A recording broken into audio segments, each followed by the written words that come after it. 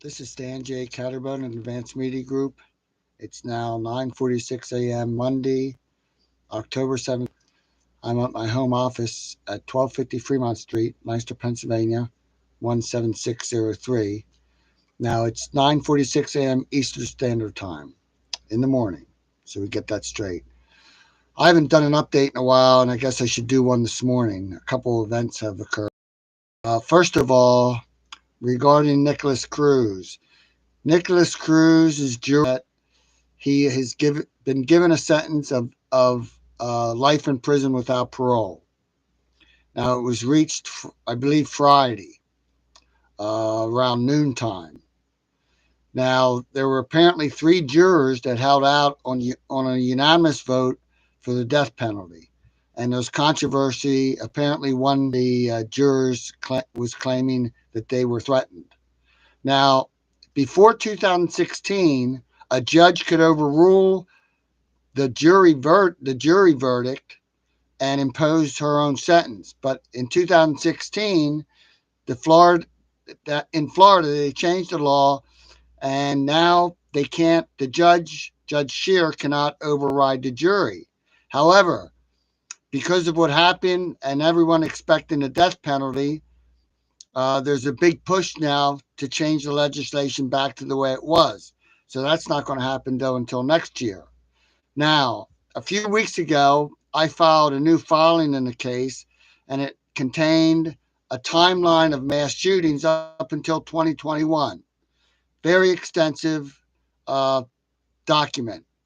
Now, the clerk of courts received it on October 3rd, and they failed to docket it.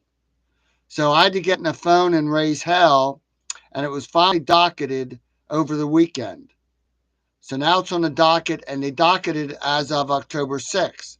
So my pending amicus is still pending in the case. Now, technically, it's moot because he did get life in prison. However, I will pursue other avenues because there's no doubt that Nicholas Cruz, he's a mass shooter. He's a Manchurian trained by the military. He was trained in junior high to shoot by the military in the junior ROTC program. There were many complaints about Nicholas Cruz, and they all were bypassed as far as his mental health threats and things like that, which always happens with that are victims of mind control. So again, I'll pursue other avenues for that. Regarding Julian Assange, Julian Assange uh, contracted COVID last week. Above everything else, now he's got COVID. He's in lockdown 24/7 in his cell. Now, on Saturday, they had 5,000 people hand in hand surround Parliament for Julian's release. Now, the Biden administration isn't budging. They're not releasing him. And I wrote a letter to Joe Biden. I believe I sent it on the 8th. Now, the U.S. Post Office is holding it up. It's regarding Julian Assange. It's being held up by the post office. This happened before when I mailed something down there to Washington, D.C. I sent it certified mail. It should have been there in 2 days, but it's not being released from Harrisburg. So that's another COINTELPRO dirty trick. Aside from that, I'm still being gassed heavy in my house day and night. Being drugged, I was drugged this morning again. And when I'm drugged, I wake up and a lot of times the closet door is unlocked. They get into my files. I don't know if they're doing anything sexually or not. Dr. John Hall reported on this on his book, A New Breed Satellite Terrorism in America. There's a whole chapter on Rohypnol and satellite weapons. He wrote that book in 2009. So you're free to look that up. I have it documented in my updates, in my Pennsylvania file and serve documents that you can view with all the bookmarks. That's in my multimedia library update. Still being stalked heavily, house being vandalized, property being vandalized day and night. The stalking is unbelievable. It's so coordinated. If you ever watch The Truman Show is it stars Jim Carrey, and it's about a man who is recorded and broadcasted live through the community, through a small town. It's a project. And he watches life, they watch his life from birth on up. This is classic. Now, the Truman Show's director is Peter Weir. Peter Weir was the director for Witness, which was filmed here. My brother Mike was paid like $60,000. He was a chauffeur for Peter Weir for 3 or 4 months while they shot here. He was hired by Teamsters. T. Grossi got him to Lee Villa, who was back then, I guess he was president of the Teamsters back then. I knew Lee.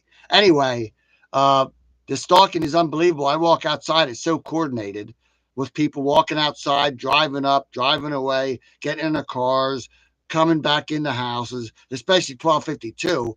The way they're stalking and harassing me is unbelievable, threatening me verbally outside. I mean, it falls on deaf ears, just like with all the TIs, targeted individuals. Anyway, this stuff has to stop. My court cases aren't going away. I've got cases in the Third Circuit Court of Appeal, U.S. District Court. I can't get down to Philadelphia. It's too violent down there. There's too many shootings. It's not safe for me, or else I'd be down there. So I can't get my dockets. As far as probation, we still meet once every 5 weeks with Lindsay Elser, my probation officer. That hasn't really changed. And she did give me permission to carry pepper spray this year in 2022. Um, as far as Ken Rufner goes, they keep saying I owe them $1,000. Now I got an invoice for $600. I only owe him $173. So he stopped seeing me because I don't pay him. Of course, I'm not going to pay him because I don't owe the money. So anyway, that's an update on that. Um, that's about it for now. I've got a lot of other work to do today. It's 9:52 a.m. on Monday, October 17th, 2022, Eastern Standard Time. This is Stan J. Catterburn and Advanced Media Group. I'm at 1250 Fremont Street in Lancaster, Pennsylvania, 17603. This is my basement home office where I sleep. My shower's back there. The laundry's back there. Then upstairs, of course, it's 2 stories. The first floor is the kitchen, dining room, living room, and then there's 3 bedrooms upstairs. Now, because PNC Bank shut down all my accounts and closed my safety deposit boxes, my 3rd bedroom, which is a front small bedroom, is locked up, and I keep all my documents in there now since I have no safety deposit boxes. All right. Until the next one, this is Stan J. Catterbone. Good day and have a good week.